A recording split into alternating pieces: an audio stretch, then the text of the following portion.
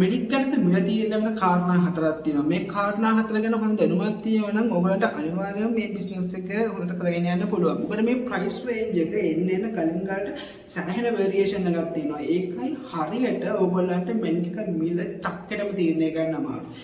තක්කෙටම මිල තීරණය කරන එක ඇත්තටම ගොඩක් ඇන්ට අමාරුයි. මොකද එස්ටිමේට් කරගත්තු ප්‍රයිස් එකක් තමයි හැම වෙලේම තියෙන ගලකට. මොකද තක්කඩම තියෙන එක ගන්න බෑ. මැනිකක වටිනාකම තීරණය වෙන්නේ මේ මැනික ගන්න කෙනාගේ ඇහැ මත. එයාගේ කැමැත්ත මත.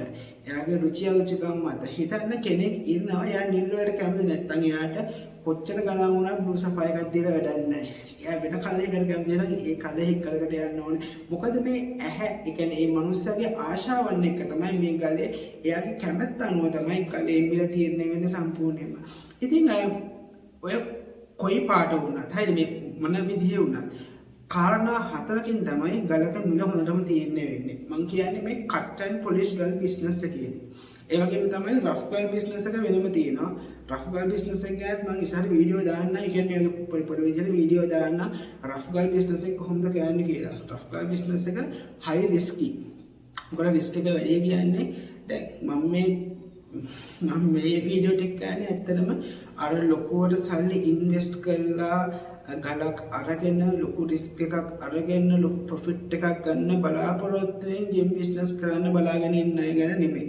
ඒ කට්ටිය ටාගට් කරලා නෙමෙයි. මම මේ කියන්නේ සාමාන්‍යයෙන් ජිම් බිස්නස් එකට ඇවිල්ලා කීයක් හරි හොයාගන්න කැමති, ඒ වගේම ලොකු ගාණක් ඉන්වෙස්ට් කරන්න බැරි අර ඒ වගේ ටිකක්. මුලින්ම තමයි මේ ක්‍රෙඩිබිලිටි එක ඔයගලන්ට හදන්න ඕනේ. දැන් ජිම් බිස්නස් එකේ සම්පූර්ණයෙන්ම ඔයගලන්ට විශ්වාසය මත තමයි මේ බිස්නස් වෙන්නේ. හයිද ඒ කියන්නේ සමහරක් වෙනවා ගුලාබි කාලෝ හැම කියන්නේ සින්තටික් ගල් විකුණලා පොලේදීම දැකපු ගමන් දන්නවා කට්ටිය මේක නම් හෙන සින්තටික් ගල් එහෙම කියලා. එහෙම අය ගොඩක් ඉන්නවා. ඒ කියන්නේ මට හම්බෙච්ච මේ ගොඩක් කනෙක්ෂන් වලින් හම්බෙච්ච යාළුවෝ පවා කියලා දෙනවා පොලේදී ඒගොල්ලන්ට ඒ જાතිය හම්බෙලා තියෙන මුළු පොළම දන්නවා. හැබැයි ආධුනික කෙනෙක් අවුතෙන් පොලට එන කෙනෙක් ගුලාබි කාලයන්ට අහු වෙනවා.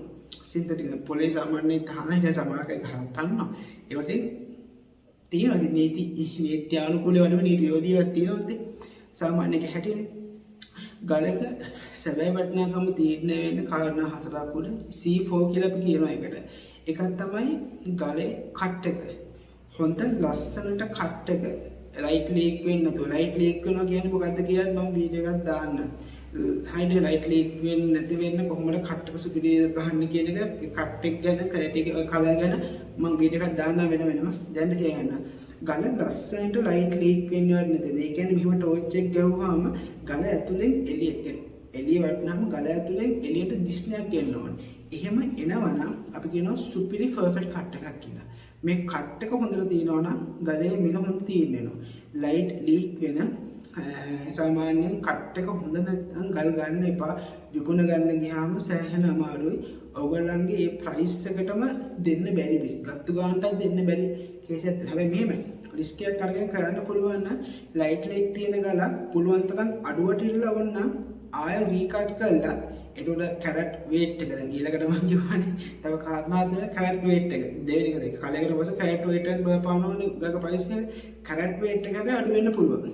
ඒ රිස්ක් එක අර ගන්න පුළුවන් නම් ලයිට් ලීක් ගලක් අරගෙන රීකට් කරලා ඒ පාඩුවත් එක්ක අල්ලන්න පුළුවන් වෙන විදිහට ඔයගොල්ලන් දැනුම තියෙනවා නම් ඒ ගලක් අරගෙන රීකට් කරලා ආයෙ සෙල් කරන එක ඇත්තටම වාසි.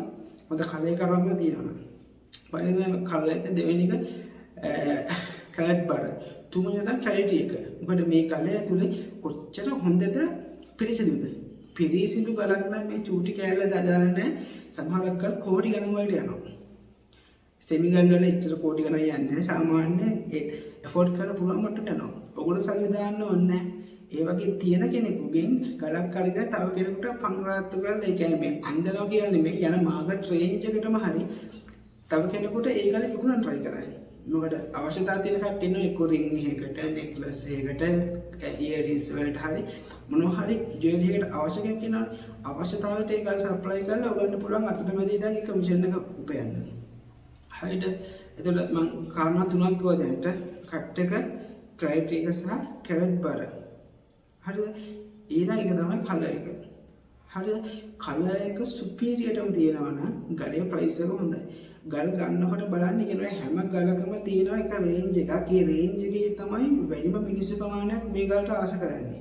දැන් රොයල් බ්ලූ කලර් එකේදී ආස කරන මිනිස්සු වැඩි. ඒකට හොඳ මිලක් තියෙන්නේ ඒකයි. හරියට හැබැයි කාක නිල අපි කියන්නේ කාක නිලට යනකොට ඒකට ආස මිනිස්සු අඩුයි. ඒතකොට කාක නිලේ නිල් ගැටේ තව වැඩි. කළු පාට වගේ ටෝච් එක ගහුවම තමයි නිල් පාට වෙන්නේ. ඒකගේ ප්‍රයිස් එක රොයල් බ්ලූ එකේ ප්‍රයිස් එක තමයි යන්නේ. දැන් තේරෙනවනේ කලර් එකත් එක්ක ලොකු එෆෙක්ට් එකක් තියෙනවා. එතකොට බිස්නස් කරන්න යන කලින් පොඩ්ඩක් හොයලා බලන්න මොන වගේ කලර් වලටද වැඩි ඩිමාන්ඩ් එකක් තියෙන්නේ. මොන වගේ කලර්ස්ද මිනිස්සු වැඩියෙන් ඉල්ලන්නේ. හරිද? දැන් තෝර මේ කවුද තෝර දෙන්නේ? තෝරගත්තාම දැන් ඒ කියන්නේ තෝරගෙන සර්කල් වල සාමාන්‍ය යෙලෝ සර්කල් එකක් තියෙනවා, ග්‍රීන් එකක් තියෙනවා. ඒ කියන්නේ පච්ච තෝරයි දෙකම තියෙනවා. දැන් යෙලෝ තෝර එකකින් කහ පාට තෝර එකේ මිල අඩුයි. හැබැයි කොළ පාට එකට සාමාන්‍ය මිලක් තියෙනවා. මේ ඔක්කොම සෙමි ගල් කියන්නේ මේ කෝටි ගණන් වලට යන ගල් නෙමෙයි. හරිද? අඩු ගණන් වලට ගන්න පුළුවන් ගල්. හරිද?